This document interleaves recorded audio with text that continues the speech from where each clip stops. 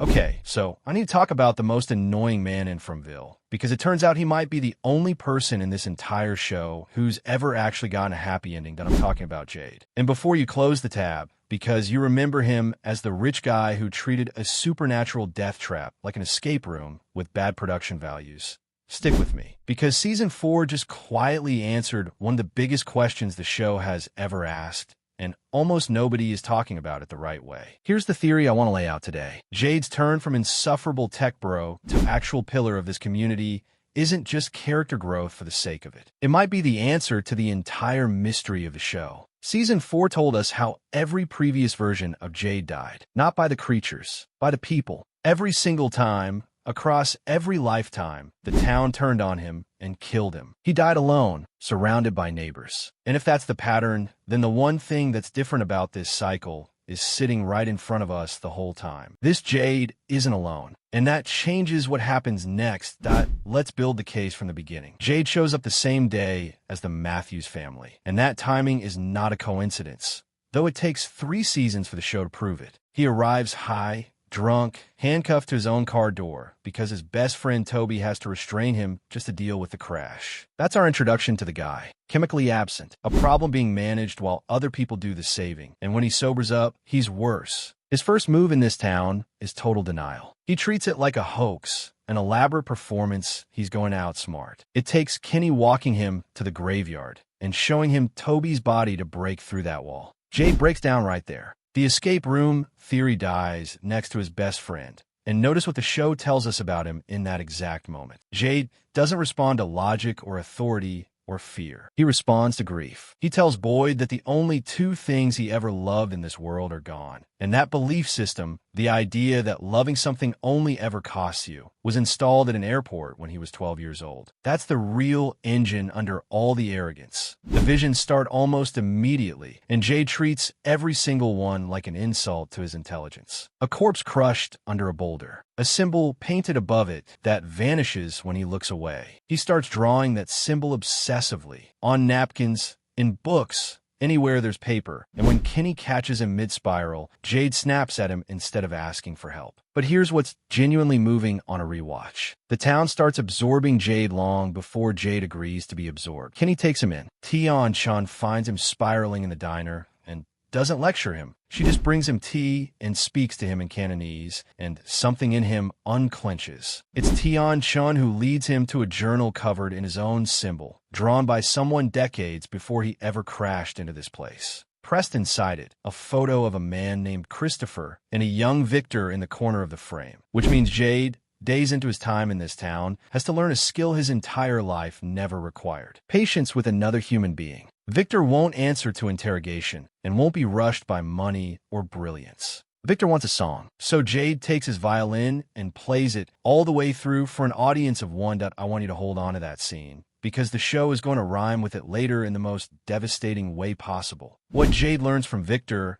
is the story of Christopher, a man who used to make people laugh until he started seeing the symbol. Then he stopped smiling, grew cold, obsessed, and one night, everyone in town ended up dead. Victor's warning to Jade is simple. There are bad things in this place that make people do bad things. Jade has just been handed a mirror, and the reflection already has a body count. From there, across 3 seasons, the pillar gets built brick by unglamorous brick. Jade partners with Jim on the radio. 2 men who can't stand each other cooperating because the work matters more than the friction. He fixes the still at the bar in exchange for Tabitha's help, things the whole town actually uses. He sits at Kenny's family dinners. When Kenny tells him his mother liked him, Jade is visibly moved and asks Kenny to tell her they all say hi. It's a small beat. It's also a man who arrived with exactly one person in the world discovering, almost against his will, that he's part of a household now. Meanwhile, the show is walking him straight down Christopher's road. He hallucinates the symbol in blood.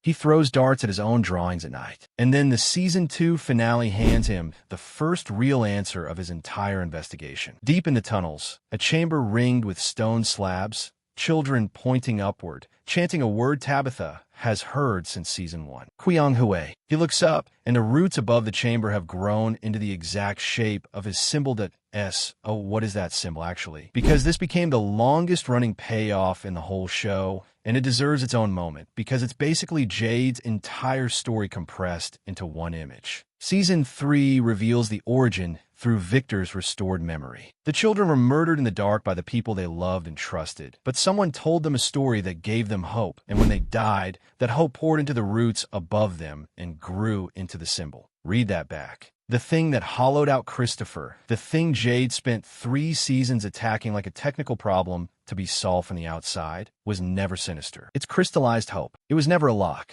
It was a memory, and a memory can't be cracked by one smart guy with a notebook. It has to be remembered, and remembering only works if you're willing to be reached. Which brings us to the night Jade is finally reached. The Season 3 finale is the hinge of the entire series, and I want you to notice how the answer arrives, because it's a quiet repudiation of everything Jade believed about how answers work. The breakthrough on the bottle tree isn't solo genius. It's Jim pushing on the numbers. 3 people standing around a problem none of them could solve alone. And the final step isn't deduction at all. It's performance. Jade plays Victor's violin at the bottle tree. The children come, and the word finally translates. Remember, and then they do. Jade was Christopher. Tabitha was Miranda. Before them, 2 parents in the original town who lost their daughter in the first sacrifice, and whose souls have been returning ever since. Drawn to each other lifetime after lifetime, failing, dying, coming back. Watch what the violin means in this scene compared to the car graveyard. In Season 2, Jade played it as a transaction, a means to an end. In this finale, he plays the same instrument, and it cracks him open completely, because the song is a lullaby he and Tabitha used to sing to children who've been dead for centuries, one of whom was theirs. The tool never changed. The man holding it did. That same night also gives us the man in yellow walking in daylight, and ends with Jim dead by his hand, which complicates everything that follows, because the bond that deepens through Season 4 is between Jade and Jim's grieving widow. Jade now carries centuries of love Tabitha can only partly access, and she's carrying a dead husband he knows better than to try and replace. It's a quiet, ugly asymmetry, and the show sits in it rather than rushing past it. Then Season 4 asks the real question. Now that Jade knows who he was, what happened to everyone he used to be? The answer comes through surrender, not analysis. He takes mushrooms deliberately, hoping to unlock what the violin couldn't reach, and the trip shows him every recurring figure from 4 seasons of visions gathered in one place. Christopher, the soldier, the man under the boulder. Every single one is Jade. He's been haunted by his own corpses the entire time. And then comes the detail that rewrites the stakes of the whole show. In every past cycle, the moment Jade reveals the truth about his previous lives, the town turns on him and kills him. Every version murdered by frightened neighbors. The man in yellow basically confirmed he loves this part, watching the residents tear each other apart, because the monsters have never needed to catch Jade. They just wait for the town to do it for them. And here's the layer under that which genuinely unsettles me. The town doesn't just keep bringing Jade back. It keeps building the same man. Brilliant, analytical, alone, because the reveal apparently needs a mind wired to chase it obsessively. But that same isolation is what gets him killed every time, because a lone man with a wild plan reads as a madman, and frightened people deal with madmen badly. If that reading holds, the cycle isn't just cruel, it's rigged. The very qualities Jade needs to find the truth guarantee nobody believes him once he does, which is exactly the crisis Season 4 stages in real time. Jade's plan to dig up the sacrificed children's bones sounds insane. The totem fails. He's standing in front of a terrified town with no protection,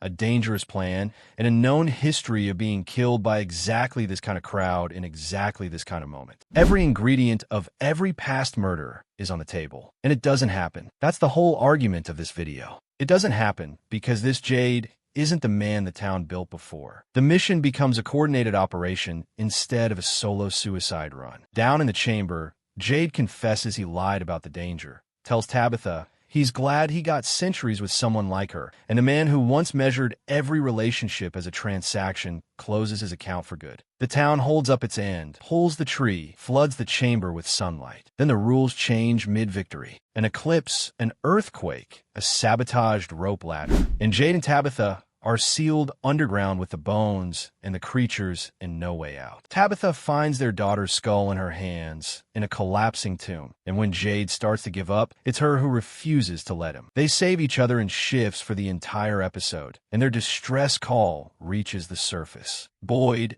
Ellis, and Fatima climb down into the tunnels to bring him home. Sit with that against 4 seasons and untold centuries of history. Every past Jade died at the hands of the people above. This one sends a signal into the dark, and the people above go down into the monster's own tunnels to get him. When the creatures corner all 5 of them, it's Fatima who steps between them and buys the escape with everything she has left. Jade and Tabitha walk out alive with the bones. For the first time in the entire cycle, the man who learned the truth wasn't murdered for it. He was rescued. Now, I've made the optimistic case all video, so let's give the other side its full weight because there's a genuinely unsettling counter theory and it deserves to be taken seriously. It goes like this. Freeing the bones wasn't breaking the curse. It was completing it. The original debt was never fully paid, and Jade and Tabitha, as the reincarnated parents, were always the ones meant to finish it. It would explain why the man in yellow, who kills freely, never once harmed Tabitha